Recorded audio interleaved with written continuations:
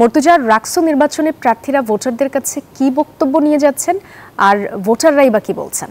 সাদিয়া, প্রার্থীরা নানা রকম প্রতিশ্রুতি দিচ্ছেন ভোটারদের অধিকার নিয়ে তারা কাজ করতে চান, ভোটারদের দাবির পক্ষে থাকতে চান, তাদের কণ্ঠস্বর হতে চান, এমনই কিন্তু হাজারো প্রতিশ্রুতি প্রার্থীরা দিচ্ছেন। ভোটাররাও বলছেন যে প্রচারণা চলছে, বেশ জোরে সোরে প্রার্থীরা তাদের কাছে যাচ্ছে এবং তাদের হয়ে কথা বলার কিন্তু প্রতিশ্রুতি দিচ্ছে। আর রাকসু নির্বাচনকে ঘিরে জমজমাট ক্যাম্পাস, প্রচারণা চলছে, অভিযোগ রয়েছে, পাল্টা অভিযোগ রয়েছে আচরণবিধি ভঙ্গের। আমরা একজন প্রার্থীর সঙ্গে কথা বলতে চাই যে প্রচারণা কেমন চলছে, কি প্রতিশ্রুতি দিচ্ছেন ভোটারদের।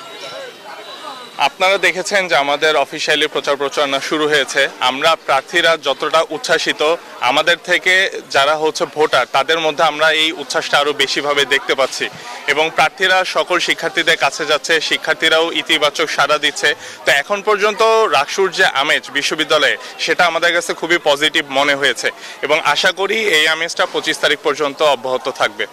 ধন্যবাদ আপনাকে। একজন প্রার্থী যেমনটি বলছিলেন, উৎসবের যে আমেজ সেটি ভোটার প্রার্থী সবাই কিন্তু উপভোগ করছেন। আর রাকসু নির্বাচনকে কেন্দ্র করে আইন শৃঙ্খলা পরিস্থিতি জোরদার করা হয়েছে। বিশ্ববিদ্যালয় প্রশাসন এবং আইন শৃঙ্খলা রক্ষাকারী বাহিনী জানিয়েছে যে নির্বাচনের দিন প্রায় 2000 জন আইন শৃঙ্খলা রক্ষাকারী বাহিনীর সদস্য বিশ্ববিদ্যালয়ে মোতায়েন থাকবে। এর পাশাপাশি বিশ্ববিদ্যালয়ের আশেপাশের এলাকাতেও নিরাপত্তা ব্যবস্থা জোরদার করা হবে। 3 স্তরের নিরাপত্তা ব্যবস্থা গ্রহণ করা হবে। পুলিশের পাশাপাশি র্যাব এবং বিজেপি মোতায়েন থাকবে। সাদা পোশাকের গোয়েন্দা নজরদারিও কিন্তু বাড়ানো হবে।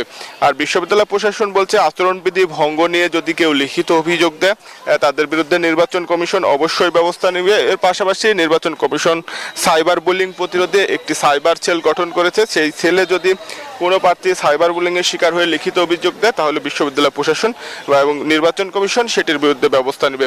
আর প্রার্থীরা আচরণবিধি ভঙ্গের নানা অভিযোগ করছেন। ছাত্রদল ম্যানুয়াল পদ্ধতিতে ভোট গ্রহণের দাবি জানিয়েছেন, কিন্তু ছাত্র শিবির বলছে যে ওএমআর পদ্ধতিতে দ্রুত যেন ফলাফল ঘোষণা করা যায়, সেজন্য ওএমআর পদ্ধতিতে ভোট গণনা করতে হবে। তবে দাবি নিয়ে মুখোমুখি অবস্থানে বড় দুই ছাত্র সংগঠন।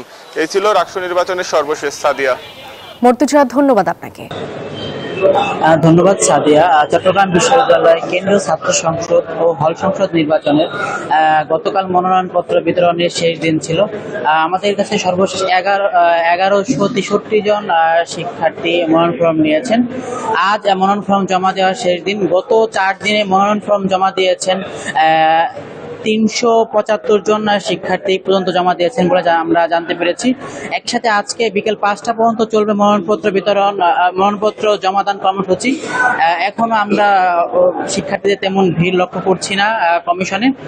আপনি জানা রাখতে চাই যে আজকে বেলা 12টার সময় ছাত্রদল কেন্দ্রীয় সেক্রেটারি নাসিরউদ্দিন নাসিরের উপস্থিতিতে তারা প্যানেল ঘোষণা করবেন এবং দুপুর 2টার দিকে ছাত্র শিবিরের নেতাকর্মীরা তারা প্যানেল ঘোষণা করবে আমাদের জানিয়েছেন। এছাড়া আজ অন্যান্য সংগঠন তারা প্যানেল ঘোষণা করবেন, একই সাথে তারা মনোনয়নপত্র জমা দেবেন বলে আমাদেরকে জানিয়েছেন। আমরা আপনাকে জানা রাখতে চাই যে নির্বাচন কমিশনের সাথে আমাদের কথা হয়েছে। তিনি জানিয়েছেন যে নির্বাচন অবাধ এবং সুষ্ঠু এবং উৎসবমুখর পরিবেশ অনুষ্ঠিত হবে। আর আগামী 12ই অক্টোবর অনুষ্ঠিত হবে নির্বাচন। এই ছিল চট্টগ্রাম থেকে। ফিরে যাচ্ছি সাদিয়ার কাছে। তামিম, ধন্যবাদ আপনাকে। বান্ডেল থাকলে প্রতি সেনমানিতে টাকা বাঁচবে। বিকাশ সেনমানি বান্ডেল কিনে জিতুন প্রতি লেনদেনে।